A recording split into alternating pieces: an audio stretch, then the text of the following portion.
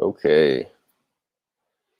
One mind, one world, people. I'm going to try to look in the camera more because I know some people were, requesting that. I changed my setup a little bit so I can look at it a little easier. But I also am in 1080p today, which is pretty exciting instead of 720p. I am on a trial for StreamYard. And if anybody wants to use StreamYard, let me know, and I can you know what I'll start to do is just put the referral link in my description boxes in case anybody wants to use it. I would recommend it. It's very easy to use for beginners. And they do have a basic plan, which I'm on, and then they have a professional plan as well, which includes 1080p streaming, like I'm using right now. But again, I'm not. You have to pay $50 a month for that, which to me is just way too excessive. So I am going to be just using the trial until the 6th. And then after that, I'm either going to go back to 720p or I might use Streamlabs, which I do have a subscription for. The only thing that is kind of keeping me from using Streamlabs is that it has crashed before on me several times. And I don't want to overwork my laptop because the last thing I really need is a laptop that doesn't work, because if that would be the case, I would be SOL because I just can't afford a brand new laptop at this point. So enjoy the 1080p for this broadcast. It's pretty fun, pretty exciting. Where we left off the other day, and also, I know I said I was going to broadcast yesterday. I have been, as some of you may know, trying to kick caffeine from my intake from my life, and that has been quite difficult, a lot more difficult than I thought it would be. So I'm trying to wean myself off of it now. I've changed my strategy instead of going cold turkey because I have been pretty much useless the last day and a half as far as getting things done. So I'm going to, like I said, ditch the cold turkey plan and try to wean myself off of it. So because I need to get some stuff done.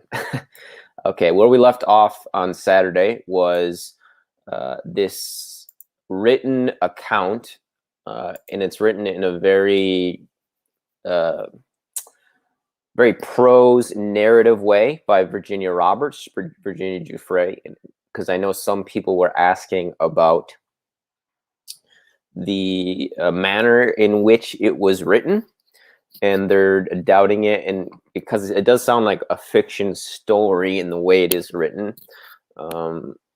And someone was even wondering if she had help writing it, which I don't think she did. If she did have help, whoever helped her didn't do a great job because, bless her, I think we all support Virginia, but there's quite a few spelling and grammatical errors, double prepositions, and so forth. So if you ever see times where I'm kind of pausing or the rhythm breaks up a bit, it might be because I'm getting a little confused about the spelling or the syntax or even the diction. So keep that in mind. I think she wrote it herself just because of those mistakes that are present there. But it's basically a written account of her being trafficked by this man, Ron, and then getting moved to this man, Charlie. And if we remember last time, Charlie got arrested by the FBI. They busted down his door while Virginia had slept with Charlie the night before. And Ron had fled the country. So we are going to continue. We're about halfway through chapter 2, and I'll just pull it up on the screen too if people want to see that. Maybe I'll just do that. That kind of looks kind of cool. Okay. So she was just getting interrogated by the FBI. I was taken out of the interrogation room after the interview was over with and told to sit at one of the officers' desk while I was waiting for someone to pick me up.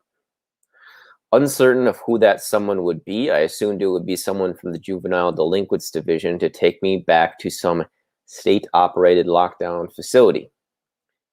Not the nicest of places to call home, but I had no choice in this matter.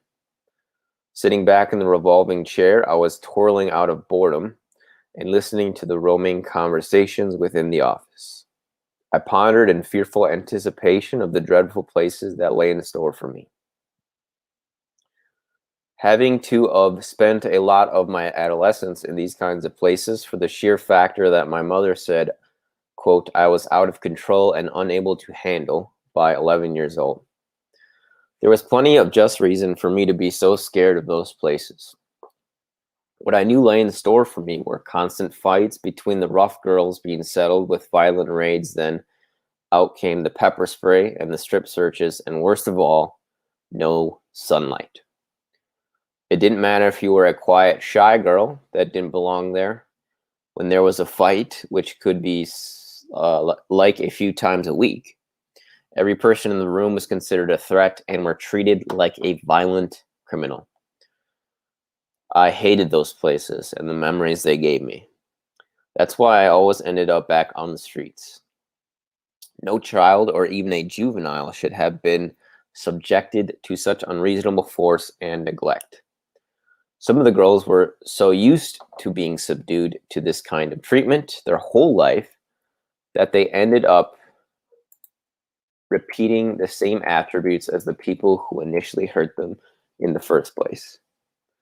One very sad girl, I'll never forget her, had a father who had been a heroin junkie and decided to play Russian roulette with some of his addict friends, and by fate or chance took the bullet straight through his brain, killing him instantly.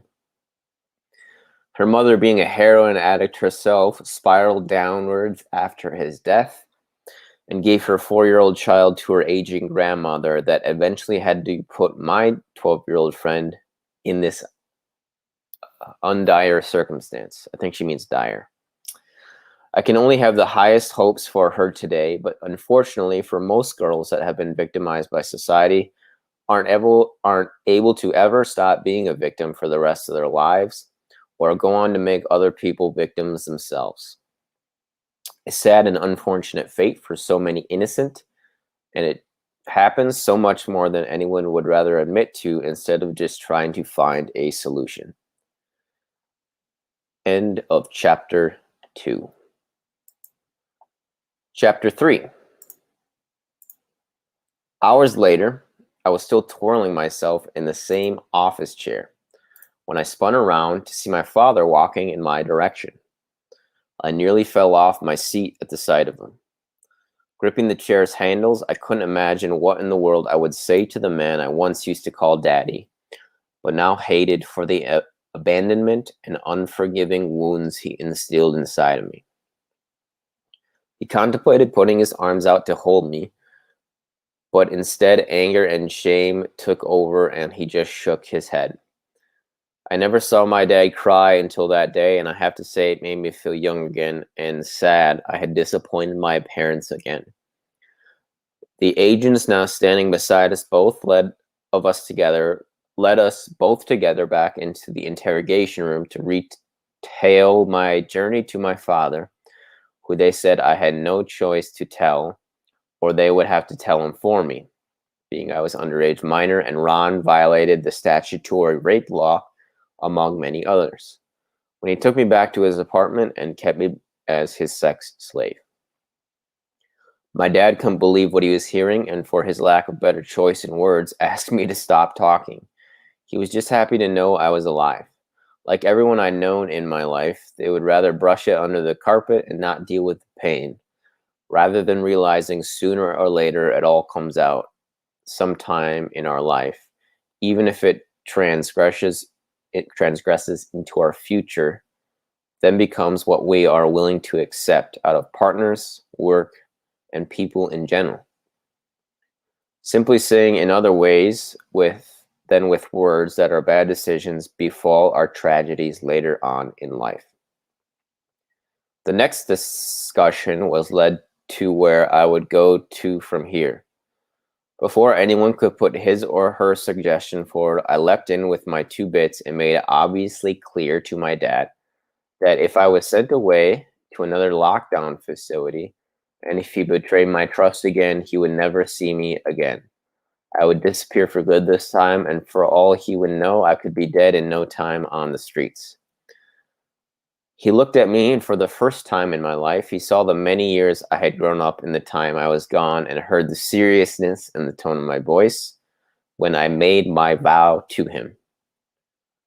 He put his head in his hands and told me the bad news.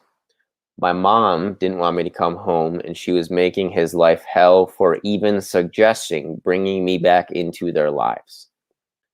I, for some reason, threatened her lifestyle and drove her crazy. I had been surprised about a lot of things lately, but not that one. The last time I saw my mom, she ever so carefully lied to me and told me she was bringing me to an eye doctor for an infection. Instead, we walked into this tall blue building with people in uniforms holding clipboards and a few muscly guards. She ushered me inside and hurried up to close the large auto-lock doors behind her, leaving me there alone and in prison, which is what led me to recently living on the streets. My life was hell as long as she was in control of it. So when she didn't want me back at home, I was fine with that too. But there had to be somewhere else I could go to. My dad said he had no choice but to put me back into the facility, but he made a sincere promise that he would not take any longer than a week to try to find a place for me to stay and go to school. A week I could deal with, but I was still unsure if I could trust my father and hold him to his word. But yet again, I had no choice. Being my legal guardian, he could send me anywhere he wanted, and there would be nothing I could do, except for keep running. I gave in, and before he left the officers to take me back to the last facility I had run from, I gave him one last hug and reminded him, 1 week and I'm gone. Nodding his head and squeezing his arms tighter around me, I could only hope that he meant it, but he didn't look too optimistic. In the police car on the way back to the facility, they had to handcuff me in case I ran again, but I had no intentions to anyways. I was going to give my dad the week before I began to search for the right opportunity to jolt again. I was like a ghost come back, and so many of my girlfriends from the past, and there was now a lot of new faces there too. At night, when we were all in bed and supposed to be sleeping, I would be daydreaming of better days and imagine myself somewhere in a comfortable bed, actually enjoying my life for a change. A week went by in this facility, spending most of my days locked up in what they called the white room. A bare room with concrete flooring, no toilet or even a chair to sit on. The only comfort I had was the blue sweater that was provided as part of the uniform, and my hair scrunchie filled with my stowed away cash that no one had found during my unpleasant strip searches. That's awesome. I would spend hours in the white room for objecting to their conformity and unwilling to participate in the drilling regime. I didn't feel like I owed any explanation to these people, even when they brought in a physiologist, to speak with me. What was the point when I would be gone any day now? And as if any of these people even cared in the first place. I was just another number in the system, and they had a job to do. There was one mega bitch, female guard, named Evelyn, and she used to either really like you or really hate you. And God forbid you were one of the unfortunates that she didn't like.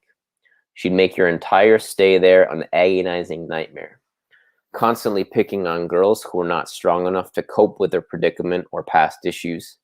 She'd stand them up and publicly humiliate them, and even when they begged her through their sobs to let them sit down, she'd only torment them worse, which only made the strong girls want to antagonize the fragile ones with more malicious intent. Luckily, when I had previously been there, she didn't take much notice of me, but I stayed out of harm's way with her, just being quiet and observant. Being back here seemed like an eternity while I held my end of the bargain, but unfortunately, my father didn't. The first chance I saw to run, I took it. I was being sent to go get my blood and urine taken for drug and disease analysis. My driver would be a volunteer from the community, and it was the perfect getaway for me. I was brought from the white solitary room and led into the bright sun, feeling like today would be favorable in my escape. We got to the doctor's office. My whereabouts told me I had plenty of ways to run, and I scouted out the best-looking route. My plan was to barge through the volunteers' inexperienced grip and wriggle my way out if needed, then hit the asphalt, running until my legs couldn't carry me any further. Playing it out in my mind felt different to the anticipation that led up to actually doing it. The inner strength I had was the only thing going to help me in this circumstance. We arrived in the parking lot, and I hadn't said a word to him the entire drive. The camera fell.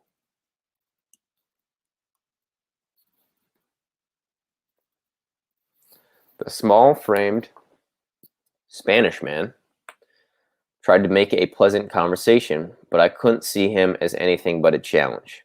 So I kept quiet instead, ignoring his humorous attempts to befriend me. The car pulled to a stop, and he came around the side to unlock my door. This was it. Here we go, I told myself, and pushed past the volunteer. His arm struggled out at me, but only caught me by my shirt. He didn't even put up much of a struggle, like some of the other trained ones I'd gotten before. They would put me into my body locks of all sort, but he just tore at the collar of my shirt, letting me break free. I had done this many times before, so I knew I wasn't gone yet. I had to first get out of these clothes. The cops would be looking for someone of my description in the area with a blue shirt and khaki pants. So my first stop was a busy shopping complex. I took the money from my scrunchie and bought myself a pair of jeans, a shirt, a sweater for disguise, and my next stop was Dunkin' Donuts to get a chocolate iced donut and a cup of coffee. I didn't have doubts about getting out of the facility, but I wasn't expecting it to be so easy this time. My past excursions all began with an abrupt struggle, sometimes ending in a brutal state of affairs after being pepper sprayed and fastened into some painful lock by forceful men 4 times my size, then tossed into solitary until I saw my next chance to desert. I got to know the guards real well, as I spent a lot of my time being dragged down to the white room by them. There was Jim, a large black man who could have doubled for a Miami Dolphins defensive linebacker. John was another big man with a ponytail and mustache, and he looked like someone who definitely owned a Harley. The last guy, Scott, had a smaller build, but made up for it with his steroid-injected muscles bulging out of his neck, and there was the added height from his curly fro. When they weren't restraining me and holding me captive in solitary, they were actually pretty nice guys, not afraid to have a laugh after some explosive incident, and I held no contempt towards them either. They were just doing their jobs. It was deja vu all over again. Free at last, but where would I go now? With Ron's scouts on the lookout for me, and now the authorities being notified I was a runaway again, I would have a lot of people searching for me, so I knew I had to be careful where I went. My last stop before leaving the shopping center was to use a payphone to call my parents. My dad answered, completely surprised to hear me on the other end. I wanted to sarcastically thank him for breaking his promise to me, and I hope he is happy now. He just lost his daughter for good. I stopped to listen to what he was trying to say, and he told me, I was getting you out in a few days. I found you somebody to stay with. She's a good person who has got teenagers your age. I was just trying to convince your mother to sign the papers to get you out of here. I was so outraged at her ability to put her own wants before the needs of her own flesh and blood daughter. I told him to come pick me up and bring me to the house so I could speak with her for the first time in over a year. But if I felt threatened for 1 second, I'll be on my way quicker than a blink of an eye and on my own for good. He wasn't overjoyed at my proposition, knowing what position this put him in as her husband, but as my father, he decided to put me for once and take me home to confront my mother. I arrived at the house for the first time in a long time, and everything looked different. My parents refurnished and renovated the house. I didn't even have a room anymore. My old belongings in bed were removed, and it was now the office. Of course, my mom didn't meet me at the gate or the front door like her long-lost offspring reunited. No. Instead, she waited for me to come find her out back, smoking cigarettes and having a beer. She stood up from her seat and squinted her eyes, loathing in her hatred. She coldly slapped me hard in the face. The slap stung, but I marched her look with a familiar stone coldness that she could understand. Immediately, we both started to cry, and we washed away our anguish and resentment through our tears and consolidated our feelings for the first time since the chaos first affected our lives. She didn't want to know much of my whereabouts, and she still had a lot of anger to get over. But she asked me to stay home at least. My little brother ran through the back door and hugged me so tight, I started to cry again, and was saddened by just how much time I had missed, the time I had lost just hanging out with my brothers. And it took me even longer to realize how precious time really is. We were never going to be the average Joes next door, but at least this was better than nothing. I loved being with my family again. We had barbecues and bonfires with each other, and life began to slowly piece back together. It was bizarre how normal it was when I first got home. I turned 15 that year, and it was the exact cup of tea that I had needed to boost me up and get me on the right track. I decided to go to school to acquire my general education diploma, or GED, and got a summer job with my dad at Mar-a-Lago, Donald Trump's exclusive country club in Palm Beach. Surrounded by lush acres of tropical landscapes, manicured gardens, and a mansion made into a beach club for the rich and famous, it is known as the Jewel of Palm Beach. I was in sheer awe at the gold-arched ceilings and the grandeur ballrooms. The spa where I worked was world-class, not only oozing in style, but in the way each and every clientele was treated with the utmost service. My focus was now set on becoming a massage therapist, and working my way into a luxurious spa like the one I work for now. I was only a locker room attendant there. I studied many books about the anatomy of the human body and how you can affect a person's well-being and health for the better through a simple healing touch. It was amazing to me the way the body responded to massage. I was more than just interested. I was determined to become a therapist. One of those anatomy books that I had my nose buried in one afternoon on a quiet Tuesday, and it could get pretty lonely in the locker room. So if I weren't busy, I'd sit outside by the spa's reception and read my books in the warmth of the Florida sun. A lovely-looking woman in her late 30s who spoke with a proper English accent approached me. I assumed it was a general question, like, "Where's the ladies' room?" Or, "Was that the famous model from so-and-so?" But she was more interested in the book I was reading. Only believing at first we were just making small talk, she was really intrigued at my choice of reading.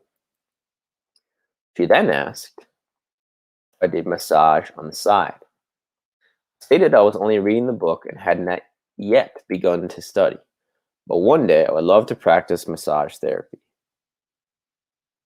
She introduced herself as Ghislaine Maxwell. I would later find out that she was the daughter of the late prominent businessman and disgraced newspaper tycoon, Robert Maxwell. I told her my name is Jenna, pointing to my name tag on my shirt, and offered her a cold or hot beverage, as those are my instructed duties at work. She accepted tea and went on to chat a bit about this rich guy that she worked for, and she knew offhand that he was looking for a massage therapist.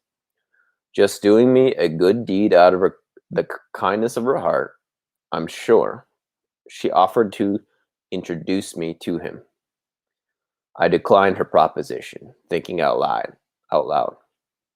Told her I didn't know the body well enough to even attempt an interview. She didn't seem worried at all by my fear of incompetence, saying that if he liked me enough, he would give me the best training in the industry. Ghislaine thought I had a cheery persona and fit the quota for what she was looking for. And as she put in an enthusiastic learner that she said she gathered from the sticky notes popping out of the various sections in my book, I accepted her phone number and the house address and told her I will call her if I'm able to come over after work. I rushed over to the tennis courts where my dad was working and told him of the news. We both thought this could be a wonderful opportunity to get my accreditation in massage therapy. Seeing that it was a lady in her late 30s who came off as more of a nurturer rather than a procuress, neither of us saw any reason to be hesitant. End of chapter 3.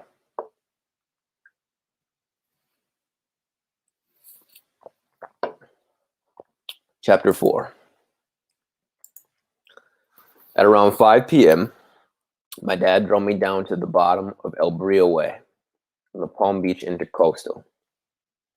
We pulled into a short driveway beckoning a large pink mansion with heavy wooden doors. I was so excited about this chance and asked my dad to wish me luck. He gave me a big squeeze and wished me the best. He walked me to the front door, and I rung the door chime. Moments later, we were greeted by an older gentleman dressed in a casual butler uniform. I told him I was here to meet Ms. Maxwell for a massage trial, and he opened the doors for my father and I, telling us to wait in the entry, as Miss Maxwell would be on her way any second. And she was. Down the stairs, she walked with a warm smile, her short black hair seeming very proper and elegant, for now. She shook my father's hand and thanked him for bringing me and kissed us both on the cheeks. They spoke briefly about whom she worked for and about Mar-a-Lago, where we worked. She was in a hurry, you could tell, to end the conversation and say goodbye to my dad, which she did so ever pleasantly. She said the boss was upstairs and waiting my arrival. So with that, I said bye to my dad and began to follow Glenn up the stairs. I was so nervous, but I didn't show it. I kept my reserve and demeanor cool as ice, trying to show maturity for the open position. We continued on to the massage room, passing by a grand crystal chandelier and a couple lengthy wooden hall tables displaying a multitude of photos displaying young girls and beautiful women. Trying not to gawk at them, I didn't even notice that some of those girls were only wearing their smile. Ghislaine asked me how my day at work was, and I told her it was easy peasy as always, just trying to make a simple conversation. There was a fork at the end of the staircase, and she led me to the right-hand side. The lights were dimmed in the bedroom, and I could still see the king-size bed in the middle of the room. We did a U-turn around the bed, which led us into a massage room. Dripping in luxury, I could have definitely compared it to the renowned Mar-a-Lago spas. It had marble walls and a glass-enclosed shower and self-automated steam room at the very end of the blue Burberry carpeted room. There was a large mirror over a basin to the right of the room with an array of oils, ointments, soaps, and lotions, and a small closed door, which I assumed must be a closet. The only thing that struck awkward about this room was the naked man laying face down atop of the turquoise massage table in the center of it. I had to be prepared for this, I told myself. Massage was something I had never done before, so I quickly brushed away my thoughts of possible schemes, wanting to believe wholeheartedly this was going to be legit. Ghislaine introduced us to each other, and I proceeded to make his acquaintance. Looking up from his downwards positions, he looked me over and gave a smile to Ghislaine, an obvious notion of his approval. He was Jeffrey Epstein, as she pronounced it for him, as if I was supposed to recognize his name or something. He affirmed it was his pleasure, and replied to just call him Jeffrey. No need for formalities, she answered, cleverly putting me at ease. This man did not look like someone to be aware of. Both him and Ghislaine appeared to be very nice people and conscious of their health, as their need for massages and spa visits, no alarm bells went off yet. I was prepped by Ghislaine to treat this as a lesson from her and follow her exact lead. If I did good tonight, then maybe I would become Jeffrey's traveling masseuse, seeing the world and getting paid well for it. I was very hopeful. A job like this could really make my dreams come true. I followed suit and washed my hands with warm water so the coldness would not shock Jeffrey's naked body. Then lathered them in rich body butter.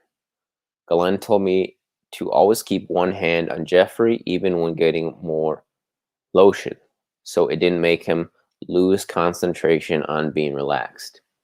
She gave me a tip and told me to keep a blob of lotion high up on my forearm, so it prevented me from having to keep going back for more and was less disruptive to Jeffrey. This all seemed real to begin with. I was being educated about the body and splitting Jeffrey's body with Ghislaine, mimicking her every motion. Starting with his feet, we began with his heels and arches of his soles, pushing the blood up his calves in upward strokes to rejuvenate the body's blood supply, and being careful to mind his leg hair didn't pull. I was keeping up with her and enjoying the education. It was so interesting how the body worked, and I couldn't believe I was learning all this for free. Once I got a bit of a groove following Ghislaine, they began asking me all sorts of questions about my past, and it didn't take long before the conversation led down the darker experiences of my young life. When they found out that I hadn't led much of a normal existence, they only probed me with more questions, which, being put on the spot, answered honestly. The funny thing was, they didn't seem appalled at all by my statements, rather entertained, if anything.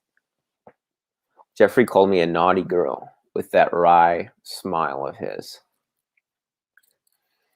And half playful and half defensive, I answered, "No, I'm not. I'm really a good girl, just always in the wrong places." He then replied, "It's okay. I like naughty girls," and rolled over onto his front side to expose his complete nude self. He wasn't the first man to show me his penis, so I wasn't shocked at the appearance of his manhood. But I was incredibly shocked at his complete ease to present himself with an erection. I tried to ignore it, waiting to follow the next directions off of Ghislaine, who surprisingly now stood behind me bare-breasted. Before I had a chance to even think of replying hastily, she began to slowly undress me, while Jeffrey started to stroke his manhood while watching us. She unbuttoned my blouse and removed my bra, revealing my bosoms. Cupping them in her hands, she moved her lips across my nipples, licking and teasing them with her tongue, making them cold and stiff. Next, her hands moved down to my little white skirt, removing the final piece of my remaining uniform.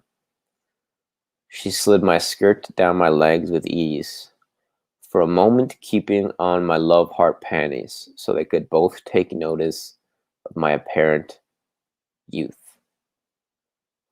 They even snickered to each other about how cute she still wears little girl panties, Jeffrey said, and Ghislaine joined in his laughter.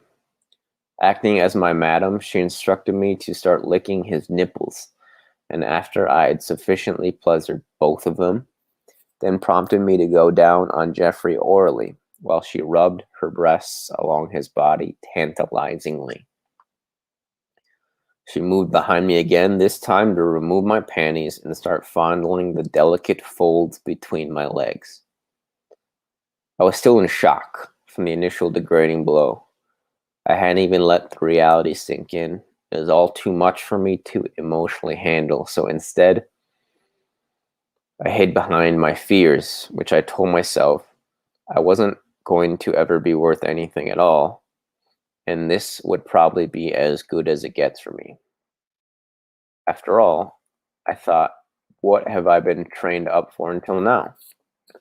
Nobody ever stopped to ask if I was comfortable or if I wanted to stop. No. Instead, Glenn only directed me to conclude the massage session by climbing up on the table to be fixated on Jeffrey, straddling me so he could penetrate me. When it was all done and over with, I was taken into the steam room with just Jeffrey to get further acquainted.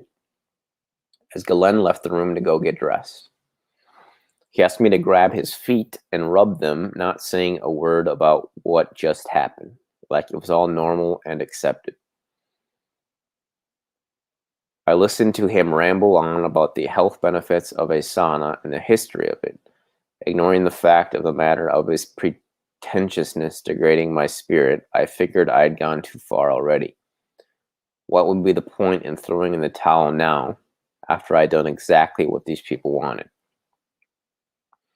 Whilst we were sweating out our bodies' toxins and the steam was blasting my beaming face, I listened to his lessons.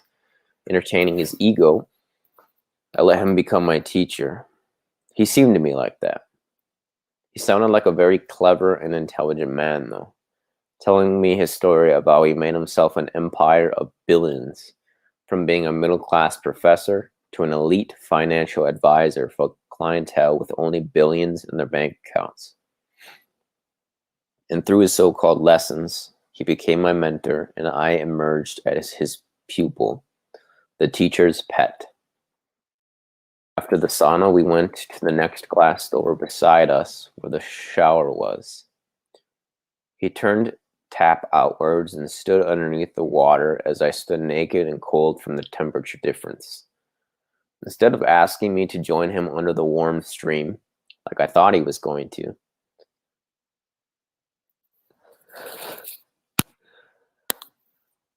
he handed me a bar of soap and asked me to wash his body from top to toe.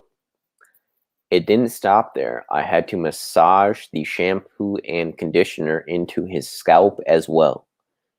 I was bewildered someone would ask this off of someone else. Wasn't it belittling enough having to endure the illicit massage from beforehand, but now this? Surprises kept coming that night, as this was definitely not how I expected my interview to turn out. But that's what I had learned in my short time on this earth. Life was full of disappointment. Let everyone else take the power of authority for myself and use me in whatever way he or she wanted, instead of standing up and giving myself the respect I deserved, which in turn would have helped me get through life without all of the abuse I ended up copying. Not given the belief in myself from an early age on, I suppose is what affected my sense of control. Always letting the ones with power and strength reduce my inner self to shreds until I was cut so tiny in size, I would be completely subdued, only to their wants and needs, left ignoring mine. The men I had encountered in my short experience with them only repeated their inflictions, convincing me there was no running away from the sick world I lived in. Not yet understanding it all came down to the choices I had made for myself. I needed some encouragement and the right words to unlock my very soul. Jeffrey told me the towels were on the heated rack just outside the shower and asked me to get one and pat him down. Again, putting himself first as I sat there freezing while I compliantly patted down his body with the white fluffy towel until he was dried. I nearly expected him to ask me to dress him as well. But not surprisingly, that came later down the track, too. I dried myself off and wiped the makeup from under my eyes, keeping quiet, not sure what to really say, and half embarrassed from the entire evening's events that just took place. I just remained silent whilst we both got dressed until he brought me downstairs, where Ghislaine was sitting at a desk holding his black leather duffel bag. When she moved from the chair to let Jeffrey sit down, she passed him the bag and began to tell me that I had great potential to be a massage therapist. They really liked my style, and who knows where this could lead to. She asked to see me again tomorrow, same time after work. He opened the bag, revealing stacks of brand new $100 bills separated with rubber bands to count by the thousands. He grabbed one stack and took out 2 crisp notes, placing them in my hand. He laughed that it was nearly my whole week's wage at Mar-a-Lago.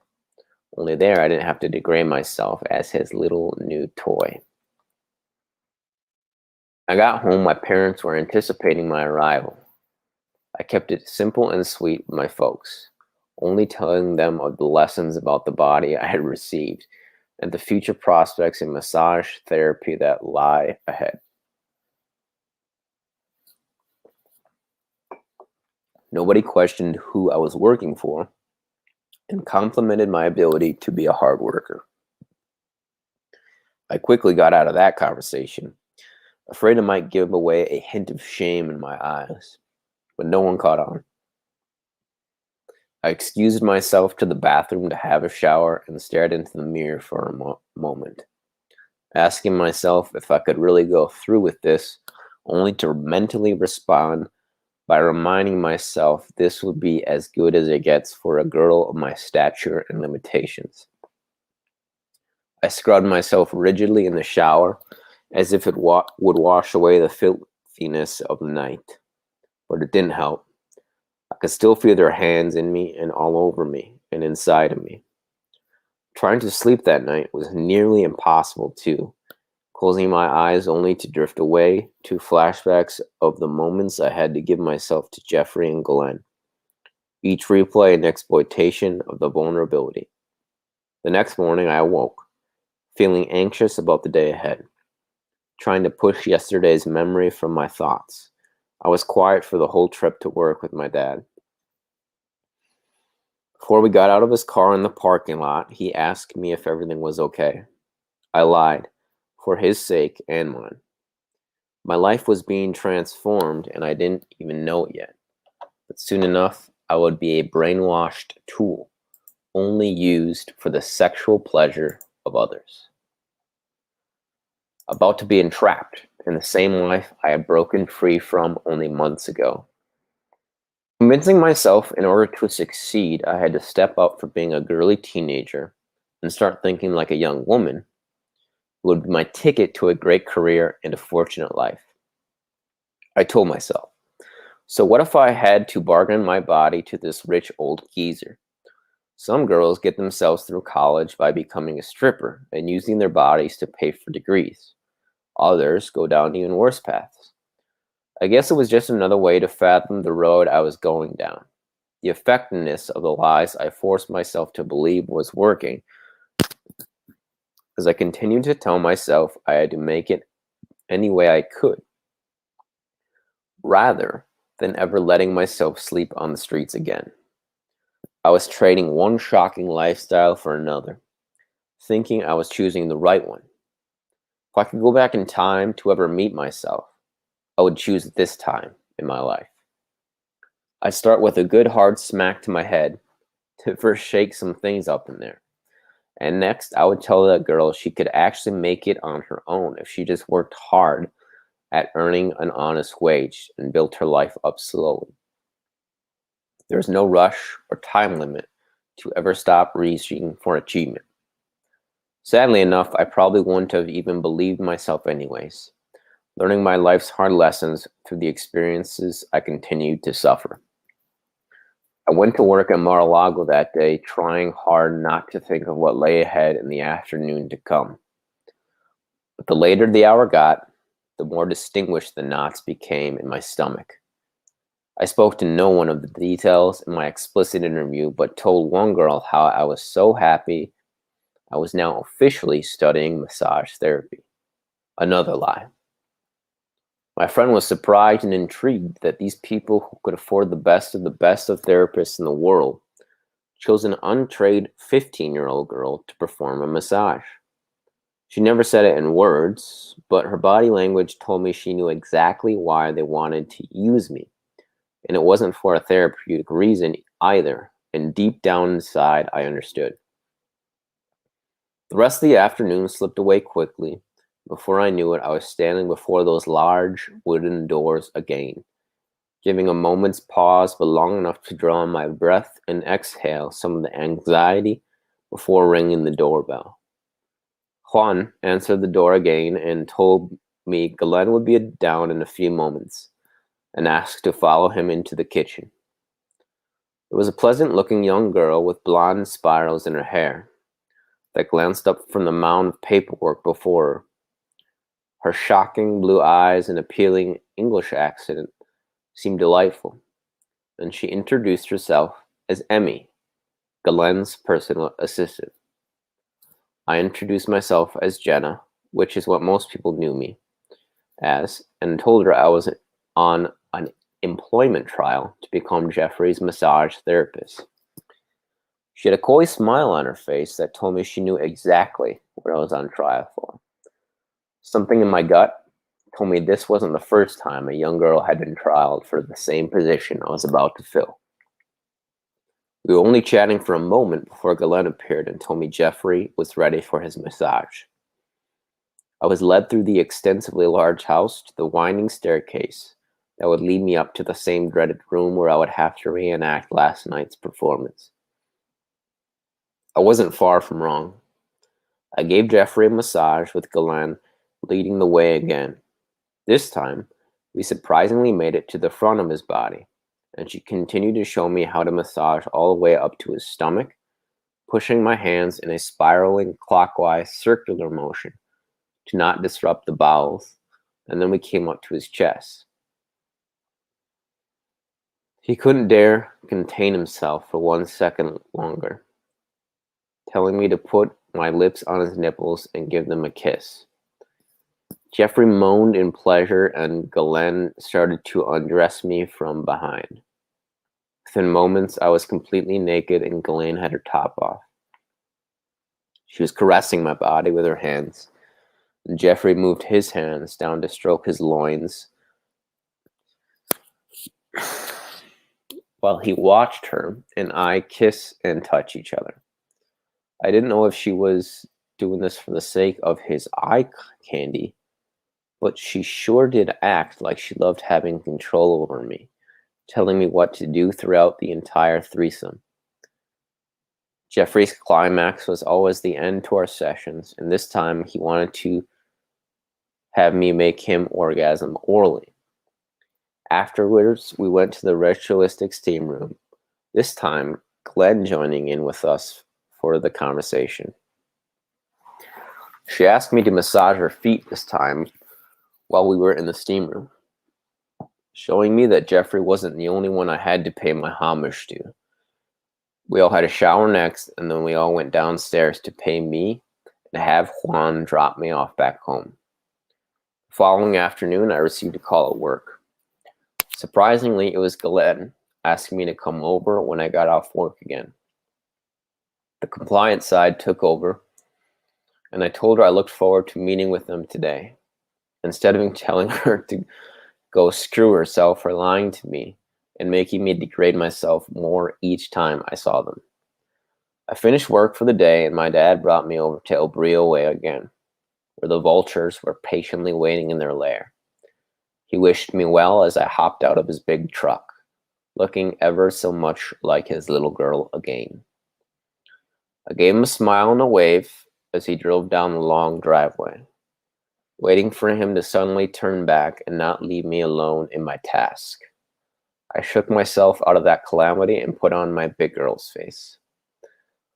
Juan brought me to the kitchen again as I waited for Ghislaine. He offered me a cold drink and some fruit on a platter. I accepted and was grateful for the rejuvenation before I went to work again. It wasn't long before Ghislaine approached me from behind with a cold, intense look in her eye. I jumped from my seat, feeling like maybe I shouldn't have been eating and drinking while on the job, as her demeanor seemed annoyed and temperamental in the seconds that she appeared. She told me I would be on my own today, as she had business to attend to. So make sure I remember what she had taught me, as my trial depended on it. End of chapter 4. So I am going to call it for this session. We will continue with chapter 5 on my next broadcast, which should be tonight. I'm just going to get some emails sent and some other stuff. I'm going to let my voice rest a little bit as well. So hopefully people are around for tonight. If not, it will be up tomorrow if people want to check it out when it's not live. Also, if any of my videos do get taken down, as some of them have been, such as my George Webb interview, and multiple George Webb interviews. I did one video about Dr. Stella Emanuel that was taken down as well. And then one video interview with Mr. John Wedger, who actually is mentioned in the Fall of the Cabal documentary in chapter 2. If people want to check that out, I did an interview of that as well. So we'll be pick up with chapter 5 in my next stream of Miss Roberts' story. If you guys enjoyed this, please hit the subscribe button if you're so inclined to do so. It's free to do so. And if you guys want to hit the like button too, that would be cool. If you really want to support the channel, I would really appreciate a donation of some sort, or if anybody wants to join my Patreon, you can do it for as little as $1, or you can make a bigger donation as well, or a bigger Patreon subscription if you want to do that too. Again, all of my content will be on brand YouTube, completely uncensored. And if people want to give me a sub over there, I'm actually a Rhodium account, which is very exciting. The people over at BNT really support me. They really like my content, which is cool. They are based in the UK. And if people want to give me a subscription on BNT, it really helps me move up on the algorithm charts. So thanks for tuning in, guys. All the best from the Midwest. This is the Lonely Ronin, the Samurai Without a Master, the Young Jedi, Adiad's Anakin Skywalker. I'll live stream again in a few hours for chapter 6. Chapter 5. Until then, stay frosty. And until next time, people.